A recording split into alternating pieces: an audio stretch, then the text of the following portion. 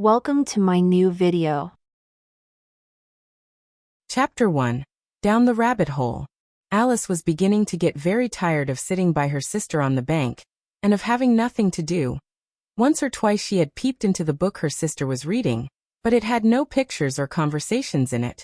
And what is the use of a book, thought Alice, without pictures or conversations? So she was considering in her own mind, as well as she could, for the hot day made her feel very sleepy and stupid, whether the pleasure of making a daisy chain would be worth the trouble of getting up and picking the daisies, when suddenly a white rabbit with pink eyes ran close by her. There was nothing so very remarkable in that, nor did Alice think it so very much out of the way to hear the rabbit say to itself, "Oh dear, I shall be late." When she thought it over afterwards, it occurred to her that she ought to have wondered at this, but at the time it all seemed quite natural. But when the rabbit actually took a watch out of its waistcoat pocket, and looked at it, and then hurried on, Alice started to her feet, for it flashed across her mind that she had never before seen a rabbit with either a waistcoat pocket, or a watch to take out of it, and burning with curiosity, she ran across the field after it, and fortunately was just in time to see it pop down a large rabbit hole under the hedge. In another moment down went Alice after it, never once considering how in the world she was to get out again. The rabbit hole went straight on like a tunnel for some way, and then dipped suddenly down. So suddenly that Alice had not a moment to think about stopping herself before she found herself falling down a very deep well. Either the well was very deep, or she fell very slowly, for she had plenty of time as she went down to look about her and to wonder what was going to happen next. First, she tried to look down and make out what she was coming to, but it was too dark to see anything.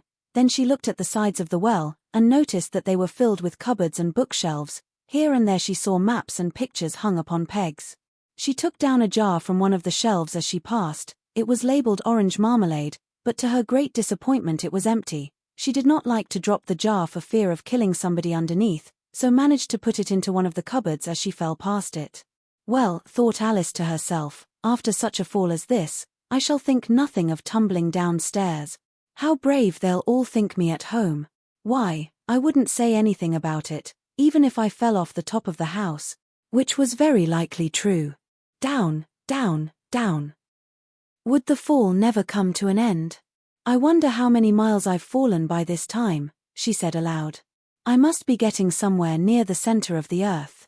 Let me see, that would be 4,000 miles down, I think, for, you see, Alice had learnt several things of this sort in her lessons in the schoolroom, and though this was not a very good opportunity for showing off her knowledge, as there was no one to listen to her, still it was good practice to say it over. Yes, that's about the right distance, but then I wonder what latitude or longitude I've got to. Alice had no idea what latitude was, or longitude either, but thought they were nice grand words to say. Presently she began again.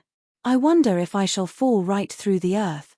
How funny it'll seem to come out among the people that walk with their heads downward. The antipathies, I think. She was rather glad there was no one listening, this time, as it didn't sound at all the right word. But I shall have to ask them what the name of the country is, you know. Please, is this New Zealand or Australia? And she tried to curtsy as she spoke. Fancy curtsying as you're falling through the air. Do you think you could manage it?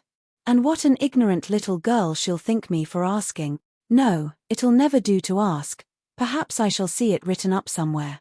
Down, down, down. There was nothing else to do, so Alice soon began talking again. Dinah'll miss me very much tonight, I should think. Dinah was the cat.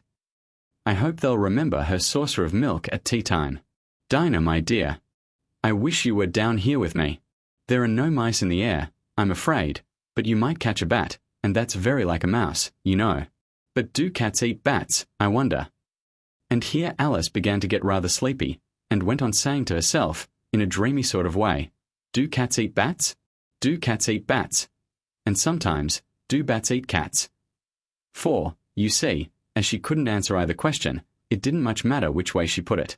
She felt that she was dozing off, and had just begun to dream that she was walking hand in hand with Dinah, and saying to her very earnestly, Now, Dinah, tell me the truth, did you ever eat a bat? When suddenly, thump, thump, down she came upon a heap of sticks and dry leaves, and the fall was over. Alice was not a bit hurt, and she jumped up onto her feet in a moment. She looked up, but it was all dark overhead. Before her was another long passage, and the white rabbit was still in sight, hurrying down it. There was not a moment to be lost. Away went Alice like the wind, and was just in time to hear it say, as it turned a corner, "Oh, my ears and whiskers, how late it's getting." She was close behind it when she turned the corner, but the rabbit was no longer to be seen. She found herself in a long, low hall, which was lit up by a row of lamps hanging from the roof. There were doors all round the hall, but they were all locked, and when Alice had been all the way down one side and up the other, trying every door, she walked sadly down the middle, wondering how she was ever to get out again. Suddenly she came upon a little three-legged table, all made of solid glass. There was nothing on it except a tiny golden key, and Alice's first thought was that it might belong to one of the doors of the hall. But, alas! Either the locks were too large, or the key was too small, but at any rate it would not open any of them. However, on the second time round, she came upon a low curtain she had not noticed before, and behind it was a little door about 15 inches high. She tried the little golden key in the lock, and to her great delight it fitted.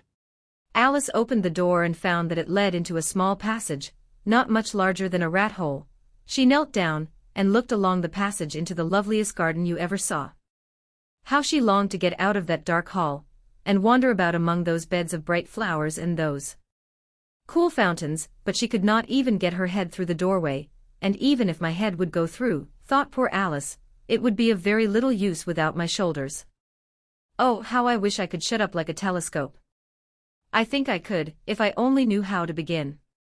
For, you see, so many out-of-the-way things had happened lately, that Alice had begun to think that very few things indeed were really impossible. There seemed to be no use in waiting by the little door, so she went back to the table, half hoping she might find another key on it, or at any rate a book of rules for shutting people up like telescopes. This time she found a little bottle on it, which certainly was not here before, said Alice, and round the neck of the bottle was a paper label, with the words "Drink Me" beautifully printed on it in large letters. It was all very well to say "Drink me," but the wise little Alice was not going to do that in a hurry.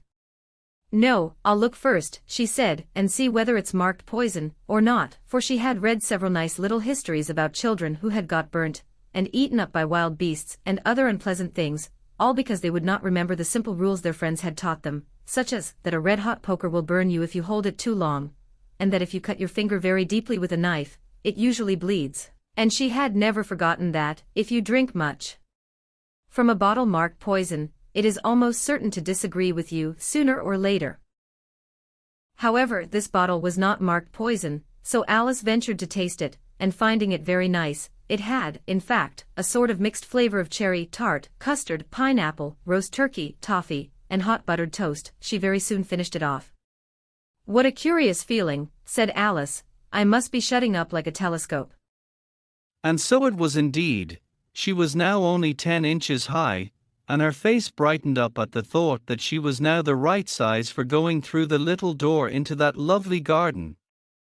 First, however, she waited for a few minutes to see if she was going to shrink any further. She felt a little nervous about this, for it might end, "You know," said Alice to herself, "in my going out altogether, like a candle. I wonder what I should be like then." And she tried to fancy what the flame of a candle is like after the candle is blown out, for she could not remember ever having seen such a thing. After a while, finding that nothing more happened, she decided on going into the garden at once, but, alas for poor Alice! When she got to the door, she found she had forgotten the little golden key, and when she went back to the table for it, she found she could not possibly reach it. She could see it quite plainly through the glass, and she tried her best to climb up one of the legs of the table, but it was too slippery, and when she had tired herself out with trying, the poor little thing sat down and cried. "Come, there's no use in crying like that," said Alice to herself, rather sharply. "I advise you to leave off this minute." She generally gave herself very good advice, though she very seldom followed it, and sometimes she scolded herself so severely as to bring tears into her eyes, and once she remembered trying to box her own ears for having cheated herself in a game of croquet she was playing against herself, for this curious child was very fond of pretending to be two people. But it's no use now, thought poor Alice, to pretend to be two people. Why, there's hardly enough of me left to make one respectable person. Soon her eye fell on a little glass box that was lying under the table. She opened it, and found in it a very small cake, on which the words, "Eat me," were beautifully marked in currants. "Well, I'll eat it," said Alice, "and if it makes me grow larger, I can reach the key, and if it makes me grow smaller, I can creep under the door, so either way I'll get into the garden, and I don't care which happens." She ate a little bit, and said anxiously to herself, "Which way? Which way?" holding her hand on the top of her head to feel which way it was growing, and she was quite surprised to find that she remained the same size. To be sure, this generally happens when one eats cake, but Alice had got so much into the way of expecting nothing but out-of-the-way things to happen, that it seemed quite dull and stupid for life to go on in the common way. So she set to work, and very soon finished off the cake.